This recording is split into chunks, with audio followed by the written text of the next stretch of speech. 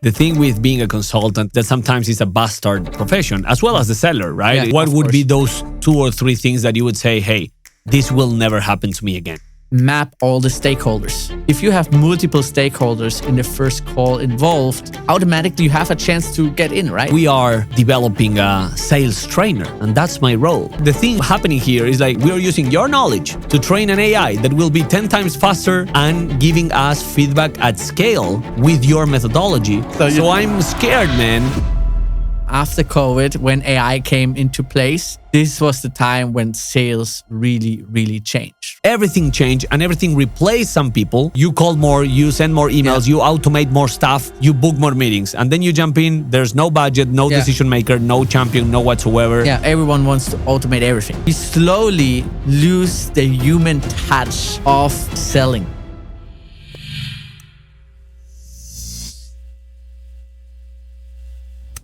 Welcome to Confessions of a Seller. And sales over the last 3 years has changed more than 30 years or more. And basically what we're going to share with you guys here, it's a lot of experience and tactical things that you will learn over the course of this mini-series that we will build. And the only thing and the only reason why we're here, to be honest, is to share all the experience, all the background, all the tactical things that we learned in the trenches. And the first and most important thing, and stay with us, is to introduce my friend and colleague here, Kevin.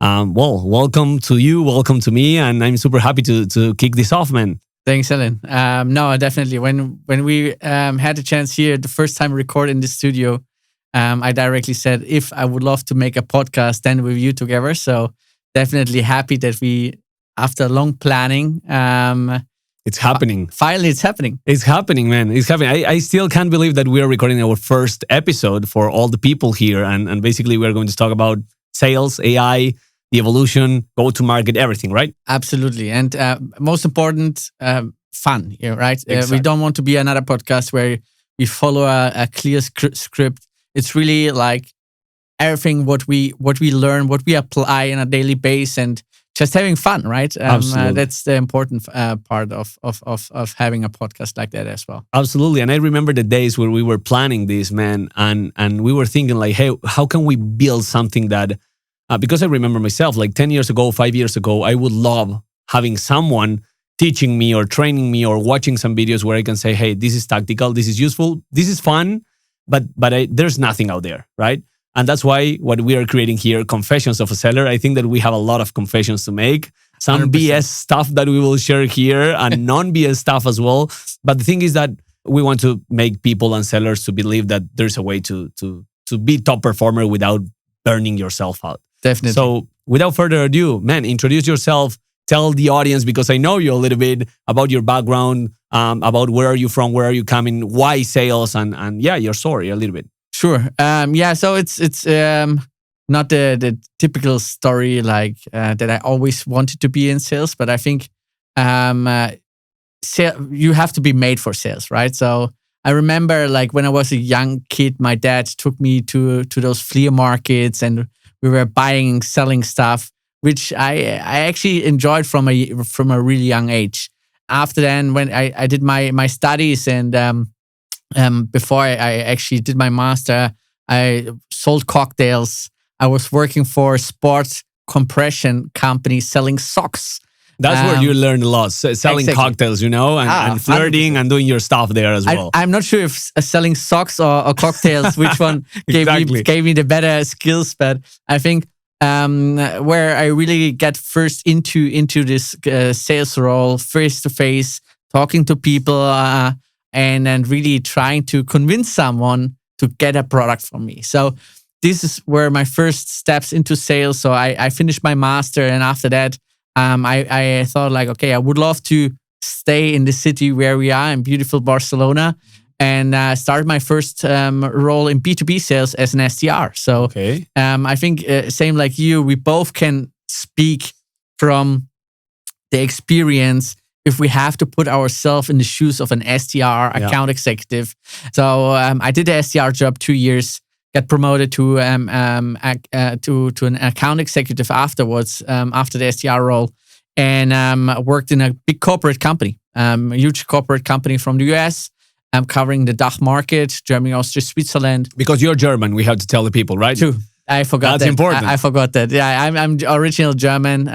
Moved here then 10 years ago to Barcelona. Awesome. And first working a big corporate company. Moved then over to a small startup where I had to do the full sales cycle. Another role, another challenges as well, where definitely we'll share some insights from. And then got into like a let's say not a corporate, but neither a startup. Got into a mid-sized company where I do enterprise sales now. So I'm still doing enterprise sales on a daily basis, an active seller, applying different tactics I learned over the last years. And at the same time, many people don't know, when I was like 2.5 years ago, started a little bit getting into the content part on LinkedIn. Yep. Started my personal brand on LinkedIn. And grew it now to around 60,000 followers. So that's insane, man. And that's why we're here, to be honest. We 100%. met each other on LinkedIn by, I don't know, like you DM me, I DM you. Yeah. I don't recall, but the beauty about it is that we're here creating this. Yeah. And you mentioned a couple of things that I will jump into that later on, but I want to make it as a conversation. Yeah. Enterprise, that's something that when I started my sales career, we always dreamed like, hey, enterprise seller, we can make a lot of money there. There is a huge deal coming over, long sales cycles, complex deals. We will get there and we will tell. I want to understand and you to explain your experience on what are the tricks, the hacks, the strategies, the techniques that you're using and applying every day in order to move that needle, Sure. As well as going through all the sales cycle or just splitting between SDR, AE. We will get there.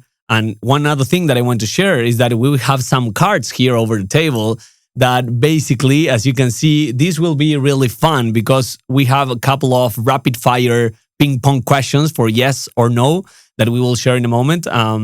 But yeah, that's the idea. Before we get to the cards and to the different topics, I shared about myself. Ellen, go ahead, please. You're right, man. Tell the audience who you are and why you're here today. Absolutely. I think that we have a pretty similar story besides the specific details.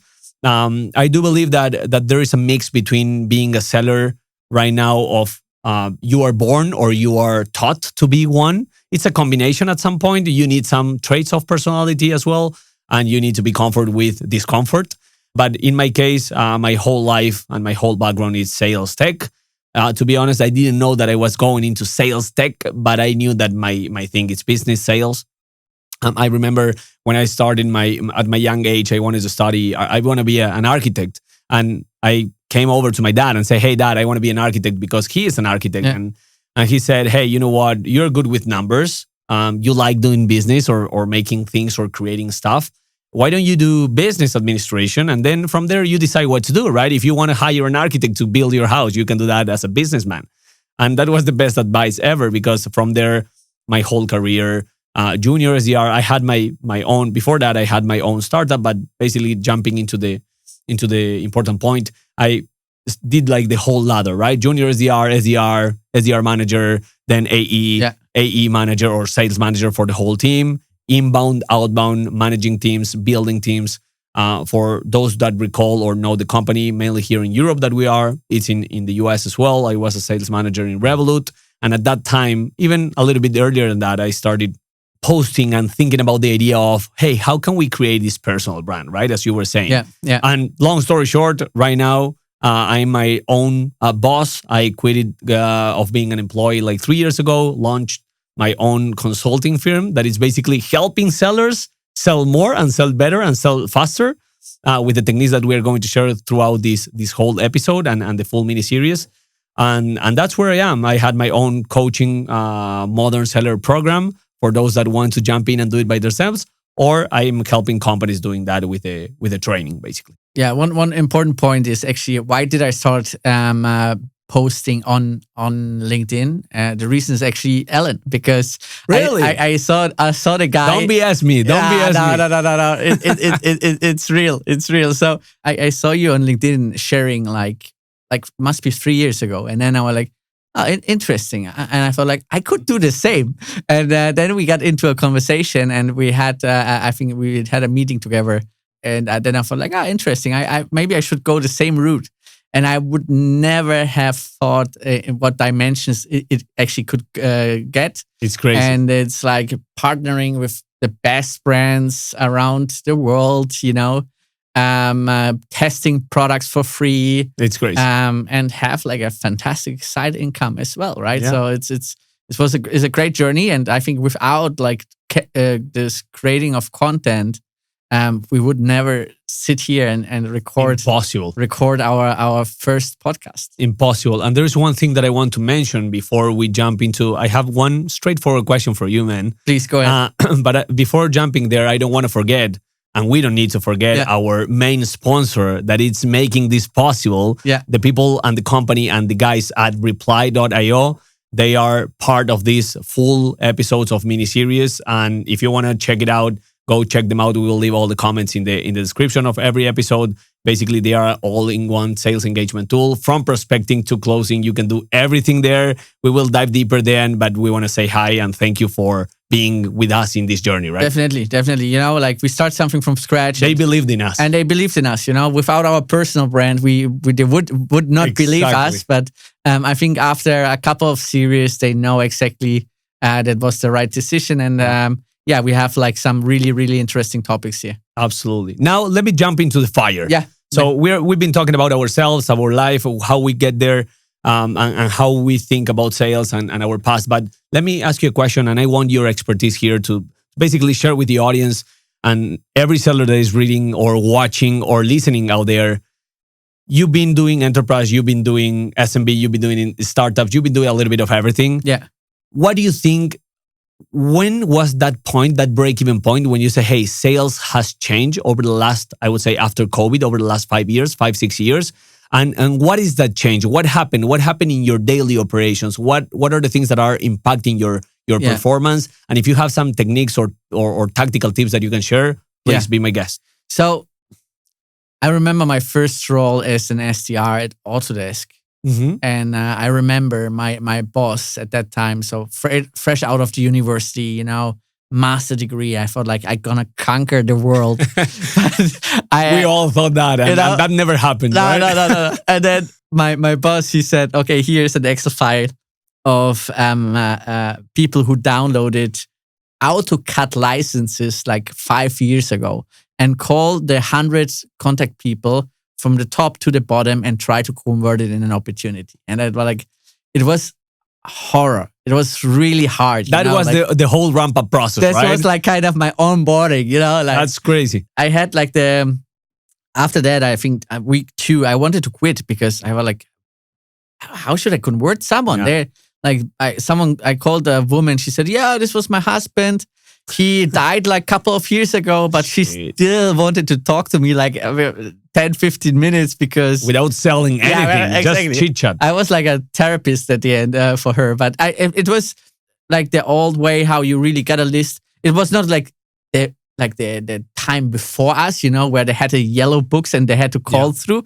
I think this was a completely different level, but we had, I get an Excel file and I had to call from row 1 to row 100. And how did you become that self-performance guy? Well, because when you see the scenario, you say, hey, I'm screwed here. Like, what are the things that I should do? How did you make yourself like a great seller in that scenario? And till now, right? It was pretty tough, to be honest, like going through this list. But I think what every seller needs was this resistance and persistency to really finish your job, right? Do it, go through the hard times.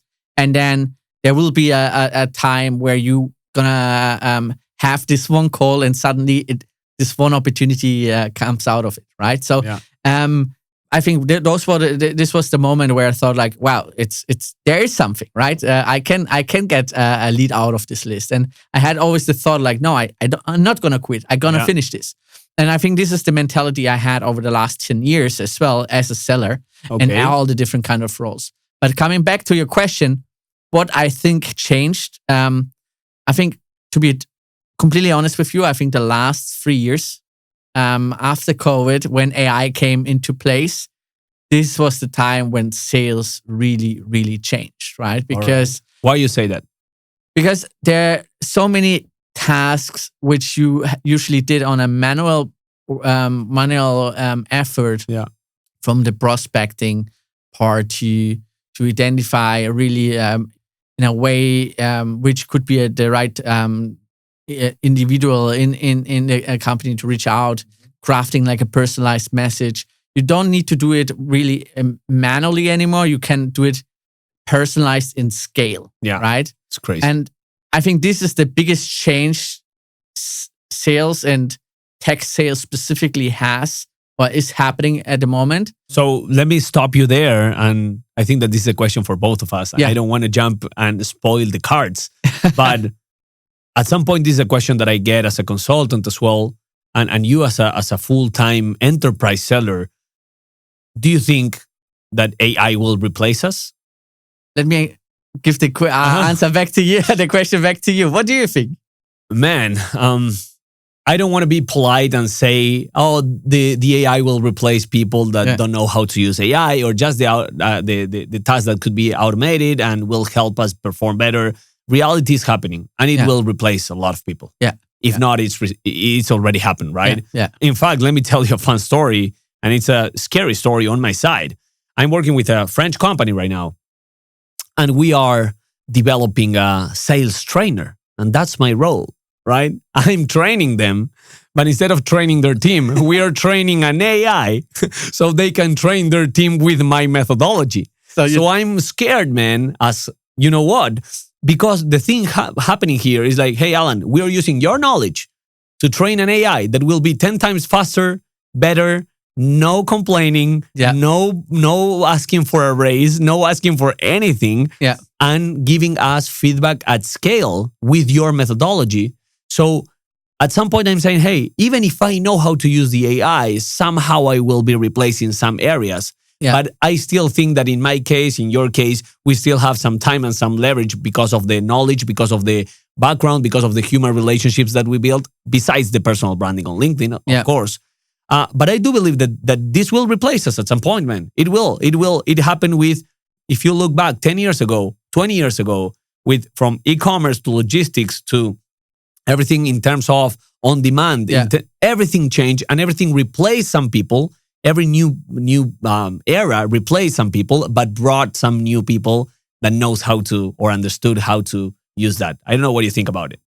I agree. Like, I think it's hard to not believe that AI will replace certain positions. Like, I think that everything which is repetitive, can be replaced. That will be done. Yeah. Look, so the title could be at this time of the day that AI, Alan and Kevin said that AI will replace people. Yeah. Or not? Yeah. Man, you just said it. AI, you're training a coach with your knowledge. Will replace me. Who will replace you. Yeah. So it's and I think it's really hard, right? I think for humans it must be it's tough, right? I think as well certain in sales roles like inbound sales reps, right? It's a really repetitive task usually. And I think these are certain jobs which they will not there anymore in a couple of years. It's really just a couple of years. Yeah. If you see even less at some point, how the speed of AI happened in the last 3 years. It's crazy. You know, I don't know if you know this video of Will Smith eating spaghetti. Yeah. You know how it's famous. Yeah, how it was like 3 years ago and how is it now? It's 100% realistic. And 1 or 2 years ago, you would say, this is so fake that I won't use it so much. Now that you mention AI, I have 2 or 3 ideas in mind. First of all, I see a lot of people asking me, like, hey, Alan, we need to implement AI in our companies. We will jump into deeper topics about this and episodes specifically about AI, but for teasing people as well. Yeah. And you mentioned inbound as well. What are the things, what are the topics, what are the strategies that you have within your experience or even now, right now as an AE and in enterprise to deal with inbound, to deal with outbound, how you prioritize? Can you share some tactical actions that we can share with the people? Yeah, so I think from the inbound perspective, right, speed absolutely matters because you have to be fast to answer those inbounds and getting in front of them to speak to them as fast as possible. Because, of course, every company who is looking for a solution, they already educated themselves or looked for certain informations at your website, the competitor's website, etc. And in my case, for example, as enterprise seller, I realize if I'm the third company on the table, it's difficult, to put the pace for the other competitors, because maybe someone already pitched, another company pitched before. They put maybe some traps because they know who are the competitors. They put some traps and say, yeah, we are specialized in that one. Many other companies don't do that because they know the certain weaknesses other companies have. So you can easily put certain traps at the beginning of the first calls. Yeah. So it's really important to be one of the first actually getting those inbound lead answers. Okay. Of course, like it's not about that you are if they request different provider at the beginning and you are the last provider. Of course, it can be happening that you're the last. But and how do you make sure that you are prioritizing that? Do you have do you work with your sales ops team, your rev ops team? Do you have some notifications coming in through your CRM? Like, what's the process if we need to put it super tangible for So it's we have I would still say quite an old-fashioned way. Okay. So we have an inbound SDR who receives the leads. Okay. Follow up, call them, try to qualify them. To qualify them, and then book meetings for us. Right. Okay. What I do personally, I look every morning in the queue to see if there are any kind of potential beautiful lead, and I say, hey, please call them directly. That's a priority for me. I need to get this meeting as soon as possible scheduled. Okay. And just to be ahead of the curve, and then have that. What about you? You're right. You're your own. You have your own company. Yeah. I think every lead counts for you as well, right? Yeah. That and there are also some other good coaches out there. Yeah. So how do you manage that if you get like inbound leads? Absolutely. And let me answer this in a really straightforward way. The first one, starting from the last thing that you said, that is, there are a lot of good coaches out there. The thing with being a consultant, a trainer, or a coach, or you name it, that sometimes it's a bastard profession, as well as the seller, right? It's like, hey, what do you do? I'm in sales. Be careful with this guy, right? The same with the coach or the consultant. It's like, this guy will come here. We say, hey, you're doing everything wrong. We'll take our money and we'll go away. That's no, I don't like to work in that way, but I understand that could be felt in that way. Besides that, answering to your question, and let me answer with a clear data and information that we gather over experiment that we did before I became a consultant. In one of the companies that I was working with, basically what we learned is that, and what we understood after identifying some patterns, is that the fastest we answered and reached to specific inbound leads that were scored based on our qualification, our criteria, the fastest we were closing them, and the bigger the ticket size or the deal size. So what we did was like adding like a chatbot or some scoring solution, understanding where are they coming from, and based on the criteria that we had at that time for that company. And we say, hey, if they match this criteria, there should be someone, I don't know, and I don't care who, but from the sales team should be calling them in less than 1 hour. Because we noticed that if we call those inbound hot potential leads in less than 60 minutes, the conversion rate went up more than 40%. Statistics. So that's money. That's pure money. And that was revenue for us. And we want to make more commission. We want to make more money. And that's crazy. Let me quickly interrupt you. And this was before the AI Before AI. And you mentioned it. Right now, I don't know if we are going to be able to, because we have a lot of things that we want to talk about. But if it's not in this one, for sure, we will talk in the next episode about how AI, with clear examples, clear data, insights, and topics that are happening right now and we are implementing in companies. But it's as you're saying, we needed to route the lead towards myself or anyone in the team to pick them up, pick the phone. The thing is that sometimes, as we in SaaS, mainly we are selling, or in technology, we are selling globally. If someone from Los Angeles or San Francisco was leaving or filling a form and I was in Barcelona 9 hours ahead, then it's that 60-minute window or gap. It's impossible to make it happen. Right now, there are solutions. We are going to talk about that. But that's crazy. Even language, right? Even language barriers let's as well. Let's say someone in Montreal Exactly. Or exactly, speaking in French, for example. Or in China wants to in have APAC. wants to It's have crazy. information from you, and It's you crazy. have no one who actually is able to speak in the local language. So I It's think crazy. really, really interesting topic, and I think we will get back to that. We will get for sure. I have one thing that I want to share with you, Please. but before jumping in after this question, we will jump in the cards if you are okay with that. I wanted to ask you the first we one. we will. You can start, but let me ask you one question that is more about a discussion because I've been in the enterprise role as well for a Salesforce competitor that is called Insider. What I want to ask you as an expert, and then I can lead the second answer is, first tell me a story if you have one. What is that number one story? Failure story, if possible, from those enterprise deals that you say, hey, I've been working with these guys for 9 months, 12 months, and then they say, hey, I went with a competitor. What are those takeaways or those learnings, those things that you can share with us saying, hey, guys, be careful, do this, do that, don't forget to, well, that's the main question. Yeah, really good one. Actually, as I'm not that long in the enterprise role, right? It's my 3rd year. So it's actually quite recent. Long enough, I would say. It is a quite recent story I had. It happened actually at the end of last year. So it was a company, big enterprise company from Czech Republic. Okay.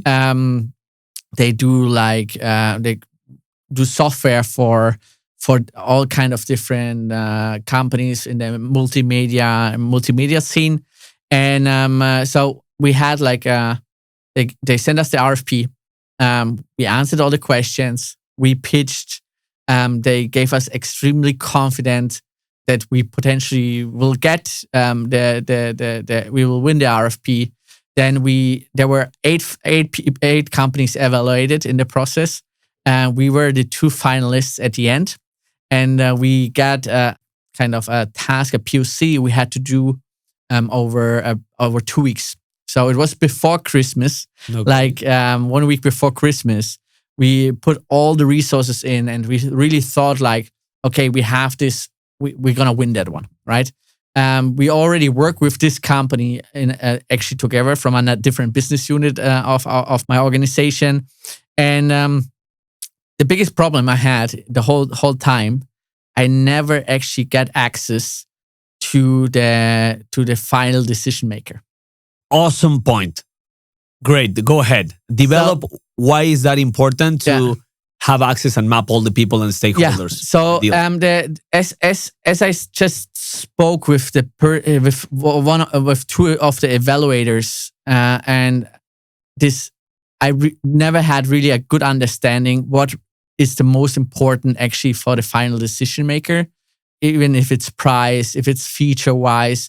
So I never got this understanding. And as I never actually tried really hard to get to him, I left this piece on the table. And I think this piece, if we would have gone to the decision maker, to the ultimate stakeholder who at the end signed the paper, I think we could have not manipulated him, but we could have directed him in a better position to pick us as their provider. Correct. So we didn't win the RFP. I asked for their feedback. They said, of course, there were some differences in the PC delivery compared to the other one, which I think was. But you will never know what happened, right? Exactly. So that's one thing, which was a failure. But so what would be those 2 or 3 things that you would say, hey, this will never happen to me again? Yeah. Those, if you have to name or pick 3 things that will never happen to you again. You mentioned it, really map all the stakeholders, right? Map every single stakeholder from the influencers, your champion, to even the last person who's gonna sign it, right? Procurement, security department. So have everything mapped, and then you get an understanding, okay, to who I actually spoke, because you can't just control what you are able to control. Control the controllable, right? Control the controllable. And that's what I didn't do. That's perfect. That's the key learning. And I think that I've seen this 9 out of 10 times every time that I'm training sales teams. They don't really understand why it's that important to involve earlier in the process as much. At some point you are saying, hey, why should I involve Yeah. procurement right now? But Yeah. procurement is going to block you in 3 months from now Yeah. if you don't do it right now. Yeah. So having that in mind, what are those? And again, these are questions for both of us Yeah. because I'm thinking about the answers as well. But Yeah.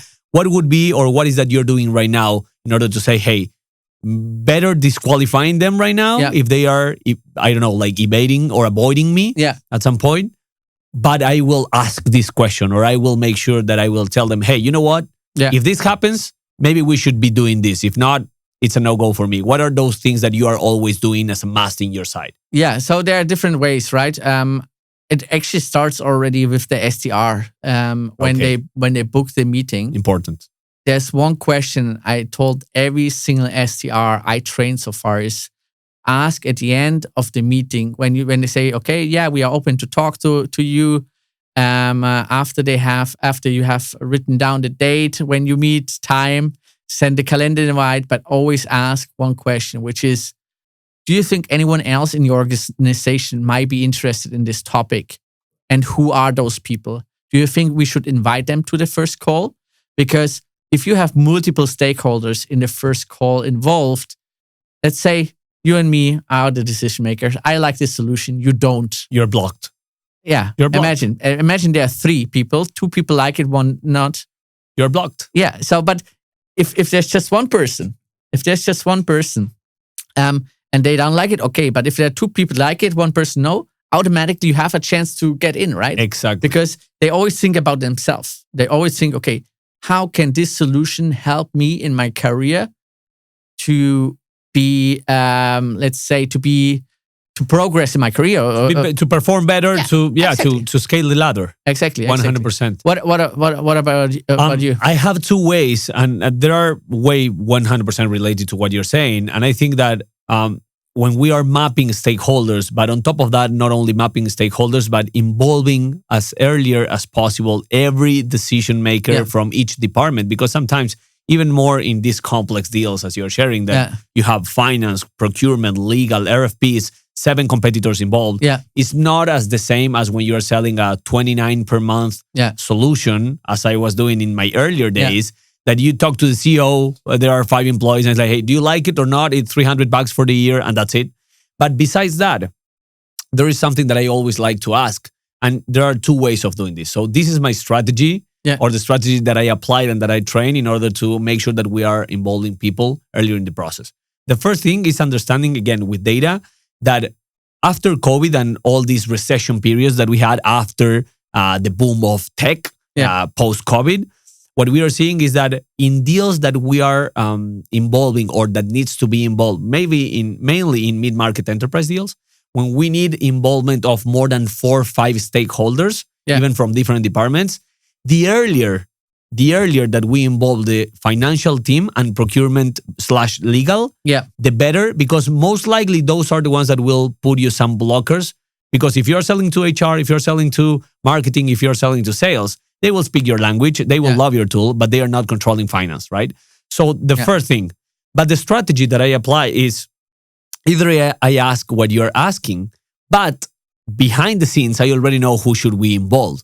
So in that sense, I'm understanding if they are trying to avoiding me or putting me like in the gray area or in the friend zone and not buying from me, saying something like, hey, is there anyone else from either your team or any other areas that might be interested in understanding if this can be beneficial for them? If they say no, but I know that there is Mark, Alan, and Kevin that needs to be involved, then I will call that out as a strategy. It's like, hey, that's interesting that you're saying that no one should be there or should be here, because I noticed that Alan, Kevin, and Mark that are doing A, B, and C from finance and from procurement, it's usually the people that it's more interested in understanding. What do you think about that? So I'm calling them out. Nice. The other way around, it's straightforward. Like, hey, can I suggest next step here? So what happens usually here is that if we don't move forward in this XYZ way, most likely we will delay the process. I don't want to waste your time. You don't want to waste mine. And I want to make sure that you get all the results. So why don't we involve Alan, Mark, and Kevin, and we do that together? Just for the people who, for us, it's our daily job. We know It's not as easy as it sounds. We know how we get to how we can find out Mark, Ellen, or Kevin. Exactly. But can you just maybe tell our audience how you know who could be potentially involved? Love it. Great question. So the answer would be, I have a strategy that I don't think it's a strategy, but like a technique or a GPT prompt. Yeah. Better said, that is basically I map out every single potential stakeholder inside the organization with a prompt that I have that I can share in the comments. In the video. But basically, what I do is I map like a buyer persona matrix, understanding what are the different roles or personas inside that organization that could be either impacted, benefited, or impacted in a negative way because of my solution, right? So once I do that, I just basically, you have the easiest way, that is jumping into their LinkedIn profile, going for people, finding their titles, Sales Navigator or similar tools where you are finding them. Really, really good point. In Sales Navigator itself, you have an option where you can then map the different stakeholders. It's something I like to use as well.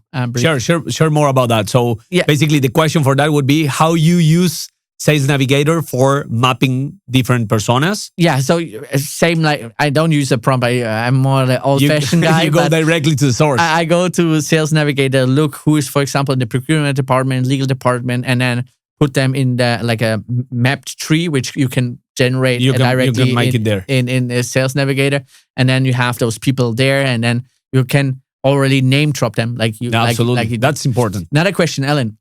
Go ahead. Let's say you have a champion. Let's say you have a champion. I'm not sure if it's a real champion, and you say, okay, the ultimate decision maker is Mark. Yeah. And you say, hey, can I actually go to Mark and can I have a meeting with Mark and speak with him about it? And your champion says no. How would you handle this situation? Well, that's a beautiful question, and I'm already sweating just by thinking about it. This is difficult to answer in a one unique way. The beauty about sales is that there is no unique way of doing it. If you ask me, my perspective here is that when someone is putting some blocker there are 2 or 3 things that are happening. Either they are not seeing or feeling the value of what you're sharing. Yeah. Either if it is a discovery call, a demo call, a closing call, or whatever. If you're in a closing call and they are not allowing you to talk to other people, you're in a really bad scenario. That means that you're wasting time because they have no idea what you're selling to them. But besides that, so first thing, they are not seeing the value. Second thing, they are just bluffing or researching in the market, but they are not really actively buying something. So you need to call that out. Remember, every objection is not the real objection. Yeah. You need to peel that onion, ask those questions, the hard questions, the uncomfortable questions. This is what you're asking me. So important to identify if they are just searching or they are actively buying. Yeah.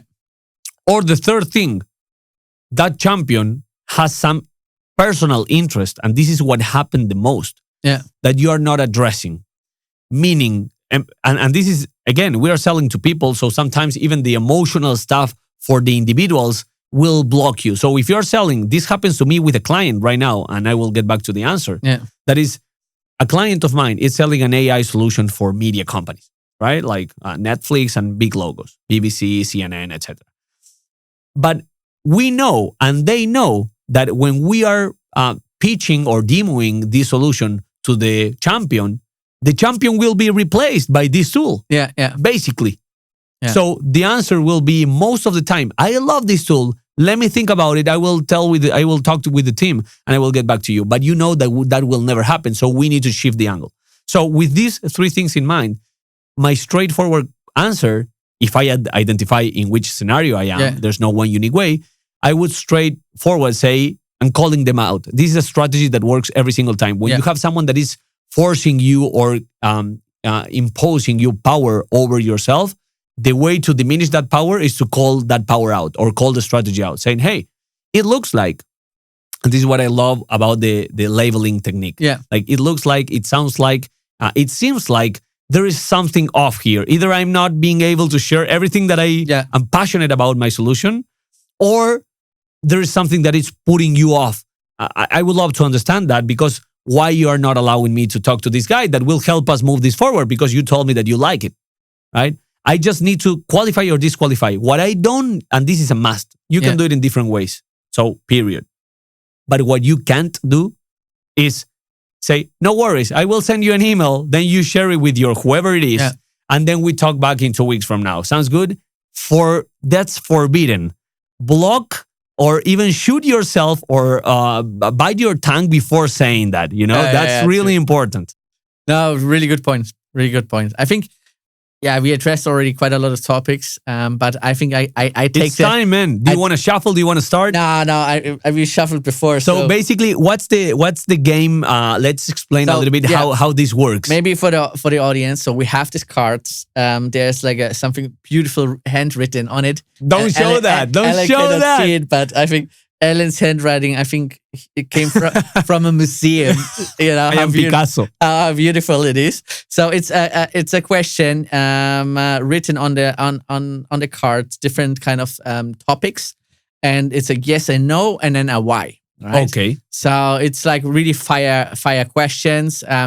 We didn't prepare anything. It's right. Really, we don't even know what we're going to answer right now. Exactly. So and we have some categories. Yeah. So we build different categories for different questions. Correct. Let's jump into this section that is the ping pong of questions and answers. So category pipeline. Okay. More meetings is more revenue. Yes or no, Ellen? Ooh, more meetings. Means more revenue. I would say that it's absolutely not. Mm-hmm. Why? And let me explain why in 60 seconds. Let's put that as a criteria. Let's put it in an elevator. For sure, if you have 10 meetings and you have a 10% conversion rate, you will close one. If you have 2,000 meetings, you will close 20 or 200 or whatever based on your conversion rate. The thing is that we need to measure quality there as well. And I've seen this mistake 100 million times in every company that I'm working with. It's like, hey, you do more, you call more, you send more emails, you automate more stuff, you do whatever you need to do, you work more hours, you book more meetings. And then you jump in, there's no budget, no decision maker, no champion, no whatsoever. So in my peace of mind, I would say that if you have more meetings, you should be closing more if everything is aligned. But more pipeline or more meetings not necessarily means more revenue. Good point. Good point. I have a follow-up question on that one. Go ahead. In an organization I worked before, inbound leads, good inbound leads went to the best salesperson. What do you think about that? Do you think it makes sense because the best salesperson has a better conversion rate and converts more faster those deals? What is your opinion about it? Were the inbound, one question before answering, were the inbounds and the outbounds weighed the same, meaning in commission terms? Like if you close an inbound or outbound is the same, then it's a no for me. Yeah. It's a no for me because you are creating a bias and that will backfire within culture, within your 100%. team, within everything. For sure, as a revenue perspective, I wouldn't say even from a CEO perspective, but from a money perspective, yes, let's give the most beautiful ones to the most beautiful reps, right? Yeah. Because they will close it faster. Yeah. For sure, you are not going to give it to someone that will screw the deal. Yeah. The thing is that train your people wise, hire wiser, fire wiser, and have a clear scoring system that everyone that could pick up either an inbound or an outbound that it's a little bit with intent could close it. So definitely a no. Yeah, exactly what happened in the company I was working.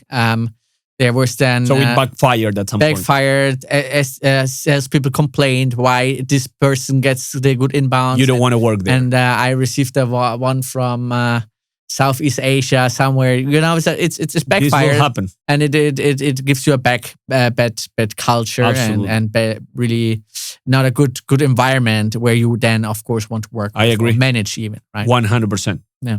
Let's jump into the next one. Go. I will take this. Let's see what do we have here. Okay, role and structure category. Okay. So, what do you prefer, and then why? SDRs plus AEs or a full sales cycle reps? SDRs plus AEs. Give me your explanation. So, I love to work with young, fresh talents which are hungry you can teach something, and I think it's really important that AEs should not think that the SDRs are working for them. You have to be a united team. You have to work together. You have to share with them your knowledge. Really try to see your pipeline as an ultimate unit together with your SDR. Because if you teach them, if you give them the leads they need, the training they need, then automatically you are more successful, right? Because don't see them as like a toy to your success. Really use them together or work together to the ultimate goal, which is reaching both targets. Correct. Right? For me, it was always like I was prospecting for my SDR because I know which companies I would like to have a meeting with. Send them over, develop together an outreach strategy, do on a weekly base role plays, listen to their calls, right? Be kind of their mini. You're like a duo. Yeah, be like a mini manager for them. Okay. Not just like the sales guy who wants meeting with. So that makes sense. It's really important to have the partnership. Yeah. Full time, like a full role. I did it as well. SDR and account executive.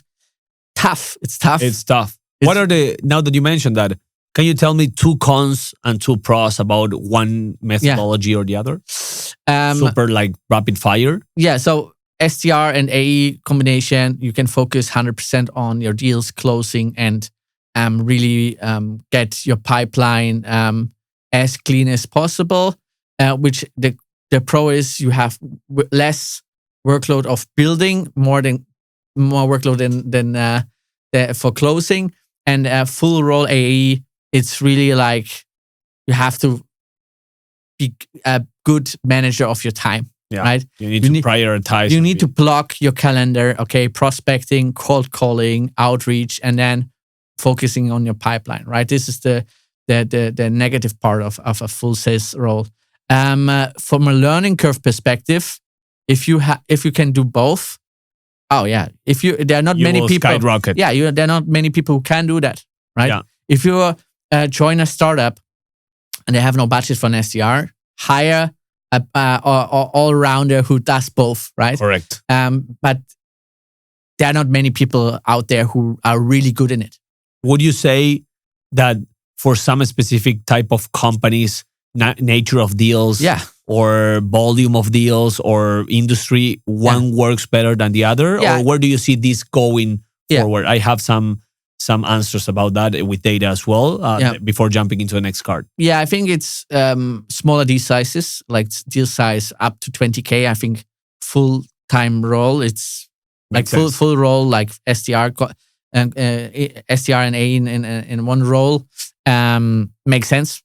Everything which gets bigger, like enterprise, you need a SDR because it's so complex that you really need to focus on every single deal getting over line. But what are your opinion about it? No, I agree with that 100%. There is a trend, and there is a not even a trend. It's something that is here to stay. That it's every sales team. It's moving towards all-in-one at some point, even with the tools, and we will talk about that within the next episodes about AI and how AI is transforming the way we sell and so on.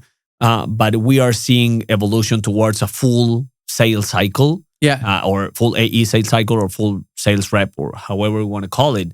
Because we right now, with the implementation of AI or new solutions, we have sales ops or rev ops that are doing at some point what the SDR is doing. So there are a combination, but that's the trend, what we're seeing. And on the other hand, if we measure the nature of the business, 100% like you're saying, because imagine that someone is buying a ticket from 5K per year. Yeah. The data says that if you're the CEO taking or making that decision and taking the demos, you don't want to have a conversation with an SDR, explain everything. The SDR is not going to add everything into HubSpot or Salesforce or whatever. The CRM is a mess. You as an AE, you jump there. Then you jump into the demo. You ask all the questions again. The CEO from the other side say, hey, man, please show me the demo. And then I will say if I buy or not. So you're shorten the sales cycle by creating trust as well in lower end tickets.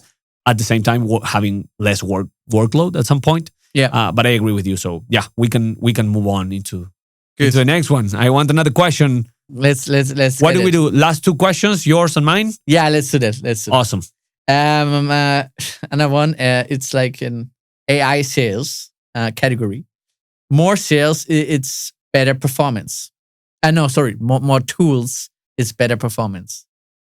Definitely a no. Maybe all the questions are a no here. I don't know.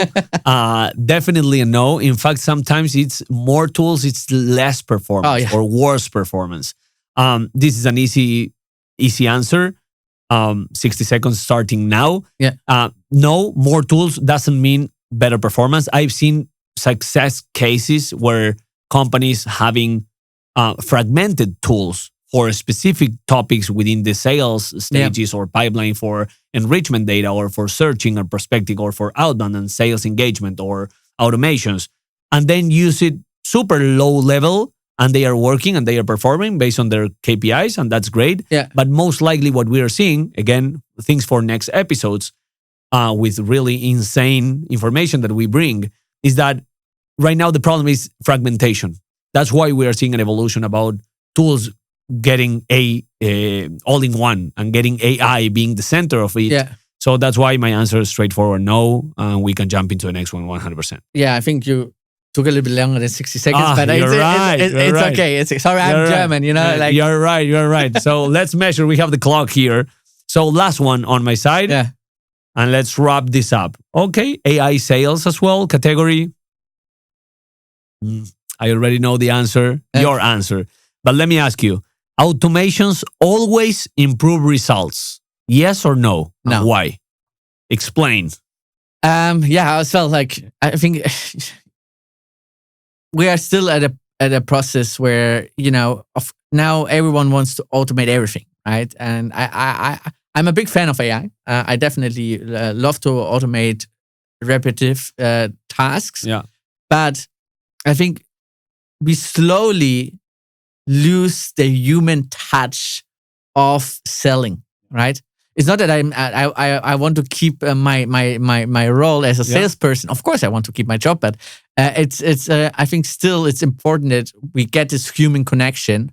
And many people don't want to receive all these automated messages. They want to have someone there who are with who you can laugh and talk on the phone, right? Or if you have a quick meeting. The newer generation, for example, I read a study, I think it was from Forrester, that I think 67% of future buyers actually don't want to speak to a salesperson. That's crazy, and that's real. So, and this is something, but coming back to your question, more automation doesn't help in sales.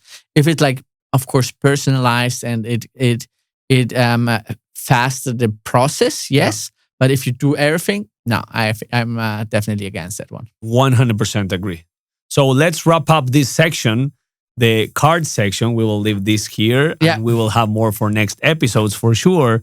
And to start our wrap up about this first episode, and hope everyone is enjoying this and hope everyone it's getting a little bit of fun, because I'm getting a lot of fun. Oh, yeah. Man, it's almost 1 hour and it looks, or it seems like it was 15 minutes. Exactly. To be honest. Exactly. A couple of takeaways that I would like to mention based on what we spoke and help me here. Super important, understand that sales is evolving, and the evolution in the market, not only, and because of your last answer as well, not only it's important to have a clear mapping of what exactly you are going to do, how you're going to do it in your deal, whatever the deal that you're managing, or throughout your pipeline, but also asking those tough questions like, hey, should we involve these people? Yeah. Should we involve it now? Because if not, that X, Y, Z, not so pleasant result will happen. That's one thing. The second thing, automation will not solve lives here. And the buying process and the buyer is changing the way they buy, right? They don't want to talk to salespeople. They don't want to talk to robots either, not yet, but they are doing it. Yeah. But they want solutions fast. And if we keep solving that, or thinking that we are solving because we want that in 3 clicks, we are sending 1,000 emails and that will solve it, that won't happen. Besides, let me make a parenthesis here. I'm working with a lot of clients in which we are doing a lot of volume with automation, but it's mainly based on intent, signals, triggers, and the right timing to the right persona. We will talk later about that. But again, crazy. It's crazy how sales is evolving and it's moving right now. Definitely. Those are the takeaways. Yeah. Like anything else that you would like to add? Last sentence. I think more is not always better. More is not more. One point, and I think I think AI definitely will replace some jobs as well in sales. That's a key takeaway. But of course, people, I think, if you are able to use AI, if you're jumping on the train of using AI, I think your chance to be successful it's way much higher. Yeah. There were some stats, but I don't know out of my head now. But if you are a sales rep using AI compared to someone who doesn't use it, your close rate is much higher. Absolutely. Right? And just as an additional takeaway, Alan, was great for our first episode. Had a lot of fun. And looking forward to the next couple of episodes. We're gonna shoot together. We will be shooting a lot of things. So in order to close this, let me again say thanks to Reply for being part. I don't know if you want to say something to them, because I already say thank you guys. Yeah. But yeah, thank you Reply for being part with us in this journey about AI, about sales, about helping the audience and helping sellers to perform better. So yeah, as a main partner, they are working with us. The second thing, and this before we end the episode, subscribe, follow us. This is the first episode. We are just starting. Yeah. We are just warming up. We are just talking about super high level stuff. About the next episodes, for you to teach you a little bit, we are going to talk about AIs. We are bringing people that will join us about sales topics, compensation plans, economics about sellers, commissions, really interesting things. So click in the subscribe button, click the bell so you don't miss any episodes. Follow us in every single channel. And if you want to reach out to Kevin, to reach out to me, you will have all the links and our emails directly in the channel. Go through LinkedIn as well. We're happy to answer any questions, or if you want to join us, why not? Absolutely. Yeah. Here we are. Thanks, Alan. Man, it was great. Thank you very much. See you in the next one. Thanks, guys.